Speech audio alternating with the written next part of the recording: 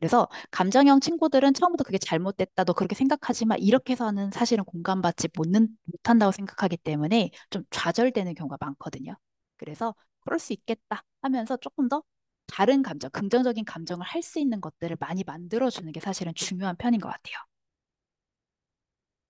그래서 마찬가지로 좀 이제 선호하는 방식에서 얘기를 하자면 결국은 좀 티가 세신 분들, 티가 좀 강하신 분들, 뭐 올티라든지 이런 분들 같은 경우는 보통은 성공이나 성취 아니면 아이가 독립적으로 클 수 있는 것들을 굉장히 잘해 주시거든요.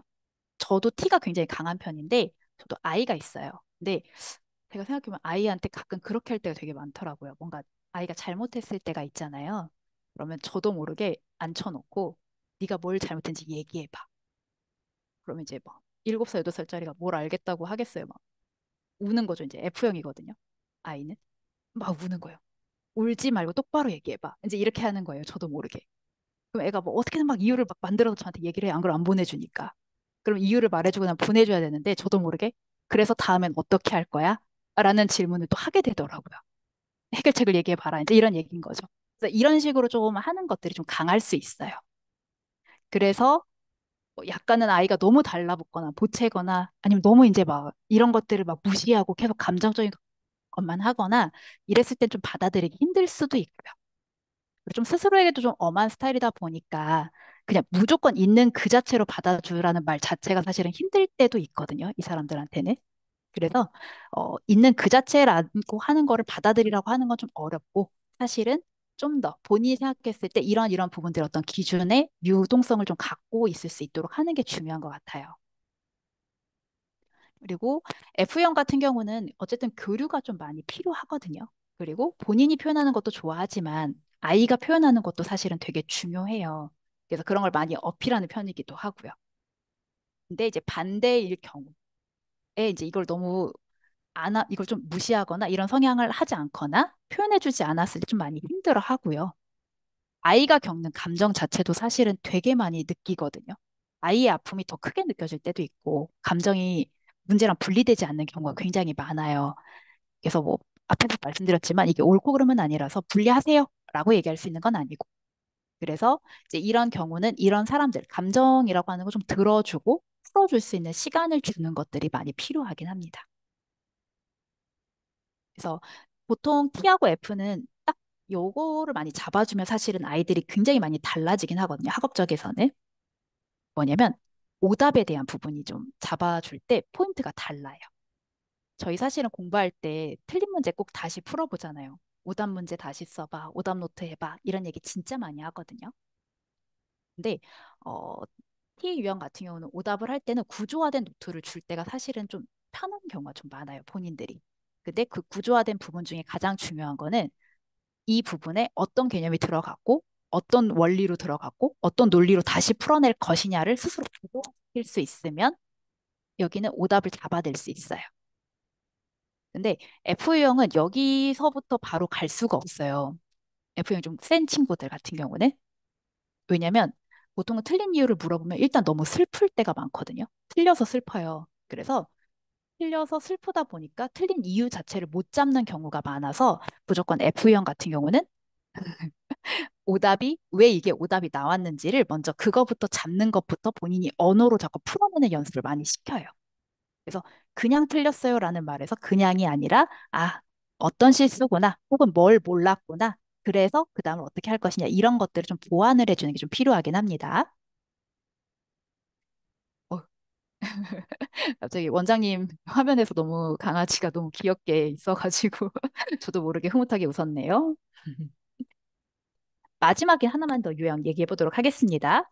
어, J랑 P인데 이거는 사실 근데 많이 바뀌시진 않더라고요. 원래 갖고 계시던, 알고 계시던 것과 많이 바뀌진 않아서 한번 좀 더 보시면서 자유롭게 채팅창에 적어주시면 좋을 것 같아요.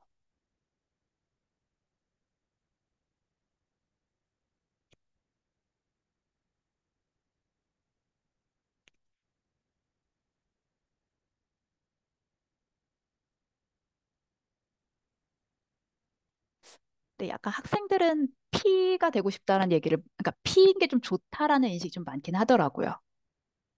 어른이 될수록은 제이인 게 더 좋다라고 얘기를 많이 하는 것 같고, 제가 봤을 때는 애들은 피였으면 좋겠다. 나 피야. 이렇게 얘기할 때 좀 더 뿌듯해 하는 것 같고요.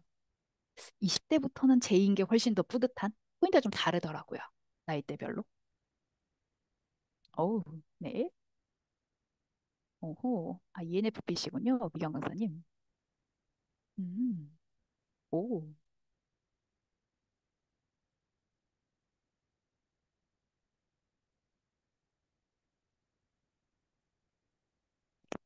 제가 원래, 시간을 원래 많이 드는 도 좋은데, 한 5초 정도만 더 드려보고, 또 설명 한번 드려보도록 할게요. 아, 이 사이에 또 되게 빨리 잘하시네요. 감사해요. 오, 올제이도 있으시구나. 오, 감사합니다.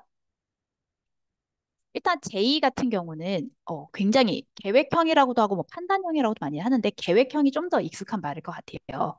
그리고 P는 이제 유연형, 유연하게 간다 뭐 이런 얘기긴 한데 J랑 P도 마찬가지로 E하고 I처럼 굉장히 좀 많이 알고 있는 부분인 것 같아요. 네 개, MBTI 네 개 중에서 E하고 I, J, P는 보통은 많이 알고 있는 항목 중에 하나고 앞에 말씀드렸던 두 개가 사실 갈리는 거긴 했었는데요. 일단 J 유형하고 P 유형은 말 그대로 좀 생활하는 방식, 선호하는 방식이 좀 달라요. 근데 많이 착각하는 게 J유형, 그러니까 다시 말하면 계획형이거나 이런 사람들이 굉장히 부지런할 거라는 착각이 좀 있어요. 그리고 유형인 사람들이 좀 게으를 거다라는 인식이 있거든요. 아이들이 또 물어보면 또 계속 그렇게 얘기하긴 하거든요. 근데 사실은 부지런한 것과는 좀 별개의 문제예요. 그러니까 본인이 선호하는 방식과 실제 수행하는 건 좀 다를 수 있는 부분이 이 부분이긴 해요. 갭 차이가 좀 있거든요. 그래서 부지런한 제일 수도 있고 게으른 제일 수도 있고요. 부지런한 피, 게으른 피일 수도 있어요. 근데 다만 제가 생각했을 때는 계획형인 친구들은 저는 보통 계획보다는 통제형인 게 좀 더 맞다라고 보거든요. 단어 자체는. 왜냐면 본인이 어떤 상황이나 이런 거를 컨트롤하는 걸 좀 좋아하는 편. 다시 말하면 내가 예상하지 못했던 어려움이나 예상하지 못했던 문제가 생겨서 그것 때문에 허둥지둥하거나 이런 거를 선호하지 않는 편이라고 보는 게 좋을 것 같아요. 그래서 저 같은 경우는 예를 들어서 일정이 있어요. 뭔가 어디를 가야 해요. 그러면 전날에 막 교통편 다 알아봐요. 지하철 몇 번째 칸에서 타야 하지? 이런 거라든지 적어도 최소 몇 분 정도는 집에서 나가서 언제 버스를 타야 하지? 막 약간 이런 거를 미리 다 해보는 편인 것 같아요. 왜냐면 저는 약간 길치거든요. 그래서 약속 시간에 보통은 딱 맞춰서 나가면 길을 잃어서 꼭 늦는 확률이 굉장히 높거든요. 그러니까 그런 변수를 좀 줄이고 싶어서 미리 알아보고 가급적이면 무조건 시간보다 더 일찍 나가는